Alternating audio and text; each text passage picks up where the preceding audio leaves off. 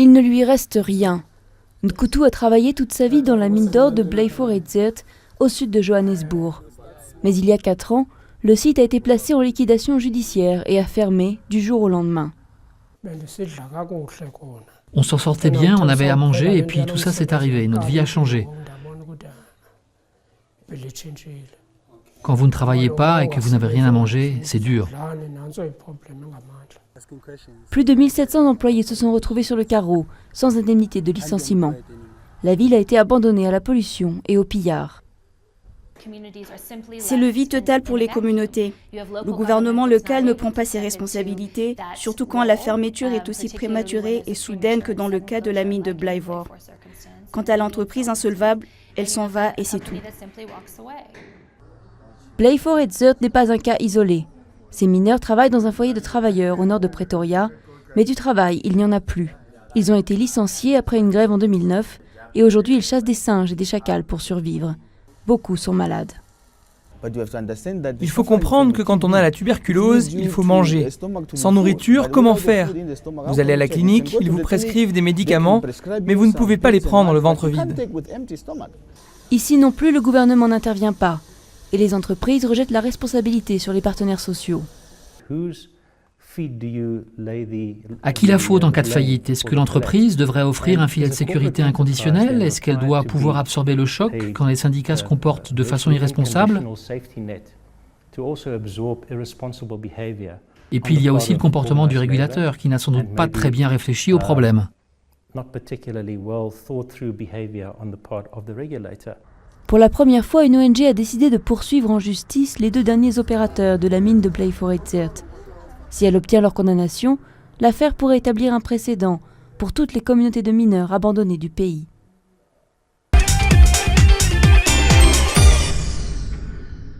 La bancarisation est l'entreprise plus ou moins grande des institutions bancaires sur une population donnée. Pourcentage d'individus d'une nation ayant un compte bancaire ou bien le nombre de contrats que les clients souscrivent dans une ou plusieurs banques. C'est une mesure intéressante pour comparer la répartition des banques dans une économie. Toutefois, dans beaucoup de pays semblables à la Côte d'Ivoire, les banques ne sont encore sollicitées que par les entreprises et les particuliers continuent à gérer leur argent au format numéraire. En Côte d'Ivoire, la campagne 2017 de sensibilisation sur la bancarisation a été lancée par la Direction générale du Trésor et de la comptabilité publique et la Direction nationale de la Banque centrale des États de l'Afrique de l'Ouest. Conscient des enjeux de l'inclusion financière sur le développement de notre sous-région, les autorités de l'UMOA, lorsque cela est nécessaire, mettre en œuvre des réformes visant à améliorer le cadre d'exercice de l'activité bancaire et financière et à promouvoir davantage l'inclusion financière. C'est dans ce cadre que la BCEAO a engagé, depuis mars 1999, un vaste chantier de modernisation des systèmes et moyens de paiement dans l'UMOA, dont l'un des objectifs est d'élargir l'accès. La faiblesse du niveau de bancarisation engendre des problèmes importants tant au niveau de la mobilisation de l'épargne que du financement de l'activité économique.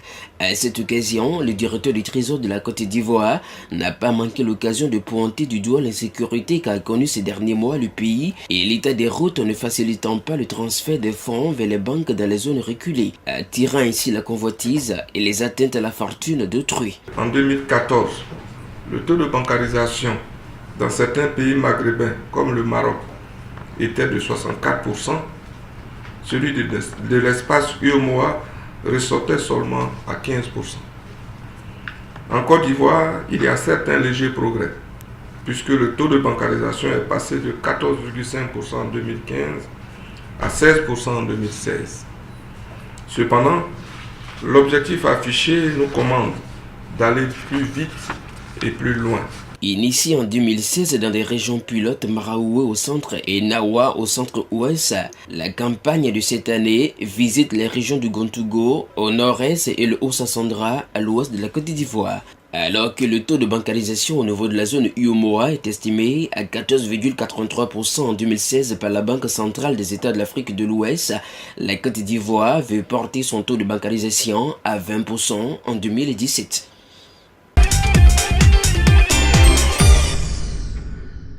En Centrafrique, l'économie devrait progresser de 4,7% en 2017, une prévision haussière par rapport aux 4,5% enregistrés en 2016. Il s'agit d'une prévision du Fonds monétaire international rendue publique à la fin d'une visite de travail d'une semaine d'une de ses délégations à Bangui. Selon l'institution de Bretton Woods, cette performance sera tirée par la reprise du dialogue gouvernemental avec des groupes armés qui, selon l'institution financière, devraient contribuer à réduire la violence dans le pays. Outre les taux de croissance, le FMI table sur une inflation moyenne de 3,8% cette année contre 4,6% l'année dernière. Le FMI a également noté que le progrès économique dans le cadre de la facilité de crédit élargie était en bonne voie. Rappelons que la Centrafrique bénéficie d'un programme de près de 116 millions de dollars du FMI au titre de la facilité de crédit élargie FEC. Le gouvernement centrafricain, dans le cadre de ce programme, s'engage à accroître les dépenses pour les couches sociales vulnérables et les investissements publics. Le ralentissement des investissements dû en partie à la fragile reprise de l'économie mondiale compromet selon la Banque mondiale les perspectives de croissance à long terme des économies en développement. L'Afrique subsaharienne constitue l'une des régions les plus touchées par cette tendance à faible investissement.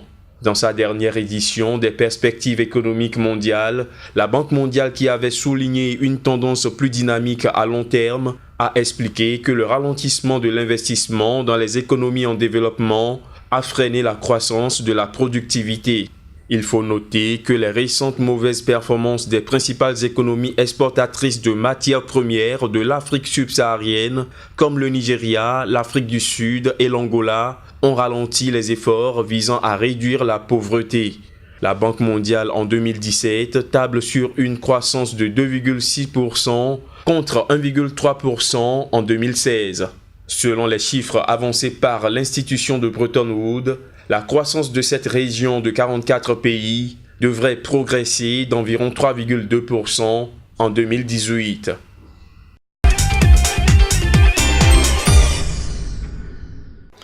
Amener les entreprises ivoiriennes à investir dans le nord de la Côte d'Ivoire, c'est l'ambition des initiateurs des Journées nationales des chefs d'entreprise annoncées dans la ville de Korogo. Selon la Confédération générale des entreprises de Côte d'Ivoire, 92% des entreprises ivoiriennes sont installées à Abidjan, contre 8% à l'intérieur du pays. Le but de cette initiative, c'est d'encourager donc les entreprises opérant pour la plupart dans les grandes villes, dans la capitale économique ivoirienne, à s'intéresser davantage aux opportunités d'affaires dans toutes les localités du pays.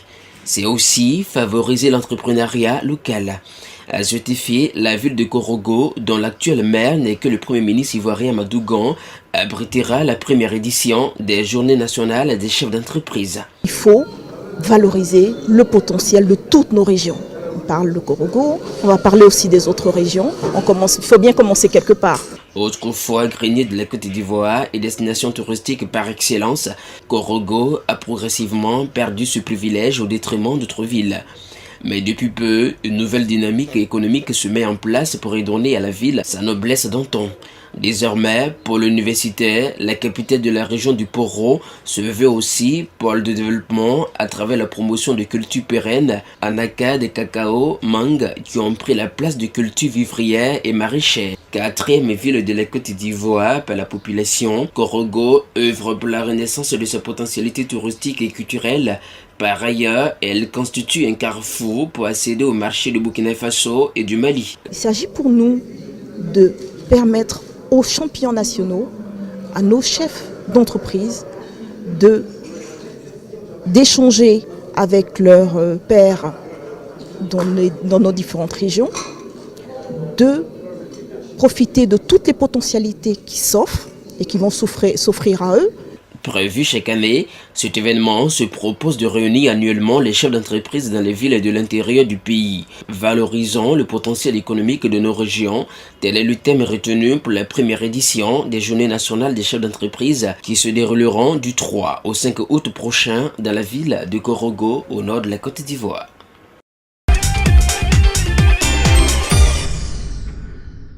Observant le jeune musulman comme la plupart de ses compatriotes, le ministre ivoirien du commerce Souleymane Diarra a rendu une visite jugée inopinée par les commerçants, non pour ce dernier de rompre le jeûne, mais à amener ses commerçants à rompre avec certaines pratiques constatées sur le marché pendant le mois du carême.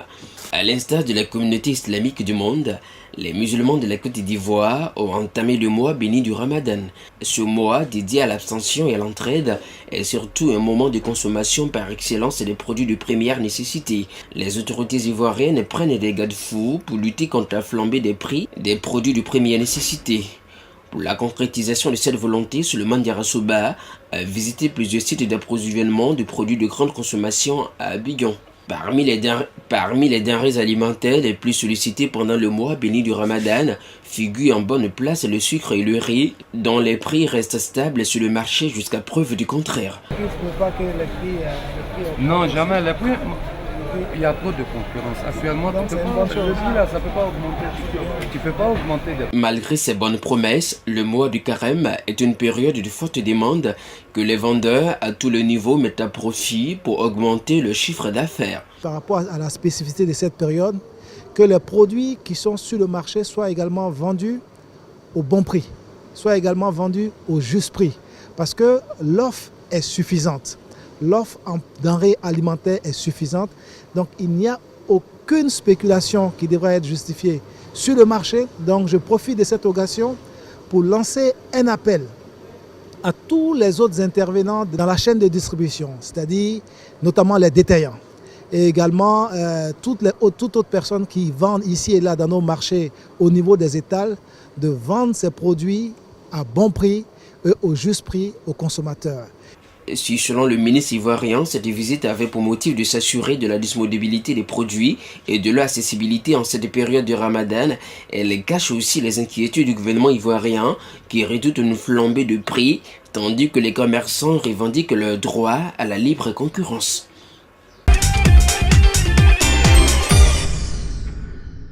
Au Bénin, les rayons du Centre de documentation de la propriété intellectuelle sont désormais dotés de nouveaux documents.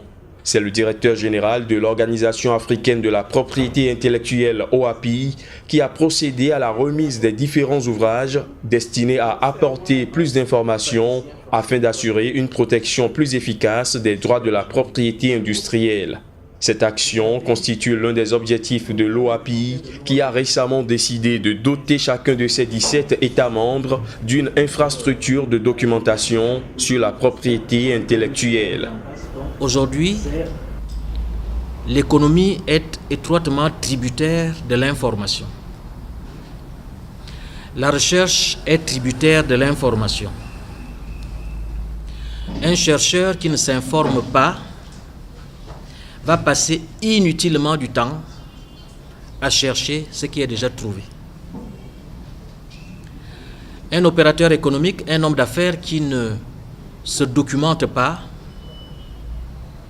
ne peut pas tenir la concurrence, ne peut pas moderniser son outil de production, ne peut pas créer une entreprise.